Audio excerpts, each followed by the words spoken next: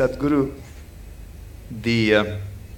but the great work done by all the senior cardiac surgeons, cardiologists, and all the good doctors of this country. Heart care has attained it has got a lot of confidence from the people. It's very interesting, Sadhguru. When I started my career 25 years ago, I left England 25 years ago. I started in Calcutta. If I told a patient then… Lot of heartbreak there. If I told a patient then that he needed an operation, it required more than an hour of convincing him for an operation. But today, I face a different problem. He's standing in a line. Today, Sadhguru, when I tell a patient, after seeing all the reports, that you do not need an operation, I have to spend 1 hour to convince him why he doesn't need operation. Everyone wants heart operation, Sadhguru. Is it for romantic reasons or…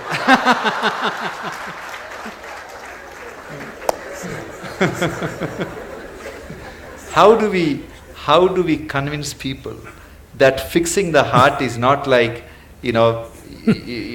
something wrong with your house, you get a plumber, he will fix it, or something wrong with the car, you change the parts. It is something different. We are not the magicians, or we are not the gods, and the nature is the best healer. And cardiac surgery is only a 50-year-old phenomenon. People have lived for… I think they have also realized it's a dumb pot. It's a big dilemma for all of us, Sadhguru. Today, people want something to be done on their body all the time. Yes. If not heart, many other parts of the body.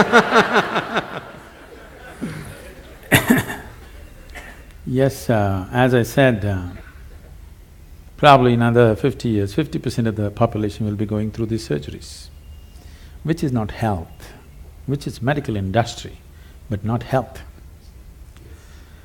If health has to happen, a culture of health has to come in. Not healthcare systems, not hospitals, not more doctors, not more surgeries, but a culture of health has to evolve. Right now, world is in a way of imitating everything that America does. They eat badly, they live badly, and they have a $3 trillion bill of healthcare. It's sinking the country, okay? It's sinking the whole nation, healthcare. We want to follow the same things.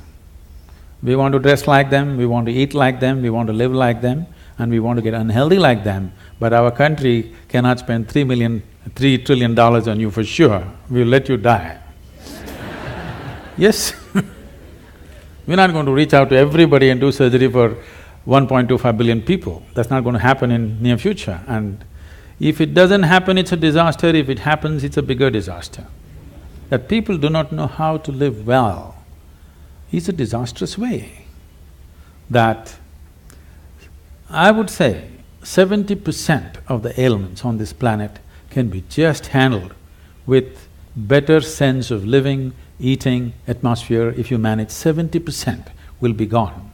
You can achieve this in 12 to 15 years of time on the planet if a determined effort is made by the people, by the policy, and by everybody concerned, particularly the hospitals. They can do a lot. Because when they're sick, they listen, Otherwise they don't. When they're well, they don't listen. When they're sick, they will listen. They have ears, more ears than two when they're sick. That's the time to talk to them as to how to live better. These things are not new to us, these are very strongly rooted in our cultural milieu, but we are throwing it away for something which will bring us a lot of trouble. For immediate attention, for immediate intervention, of course, medical intervention is primary and it's most vital, there's no question about that. But long-term health will not happen because of medical sciences as we know it. Long-term health of a society or a nation or the planet will not happen that way. We have to bring a culture of health. What is the way to live? What is the way to eat? How to keep our body? How to keep our mind? How to keep our breath? How to keep the atmosphere around us? If this culture is not brought into us from our childhood, I would say it must be brought into the school curriculum itself. It must be brought in, healthful ways of living, because if you do not build healthy people, you're going to have educated and sick people and you're going to build a nation or a world out of it. With sick people, you're not going to build a great nation, you can only build a sick nation. And that is happening across the world. The major nations are suffering enormous amount of illnesses. The most affluent countries who have no nutritional problems, okay? India's half the problem are nutritional problems. Right from their childhood, they've not eaten properly. Affluent nations who have a choice of nourishment, look at the level of health issues they have. That should not exist at all. When they have choice of nourishment, they should not have, I would say, 80% of the people should not have any health issues till they die. When 20%, 25% will get something, infections will come because of close proximity, those are different. But these are all on self-help. People are on self-help to create ailments for themselves.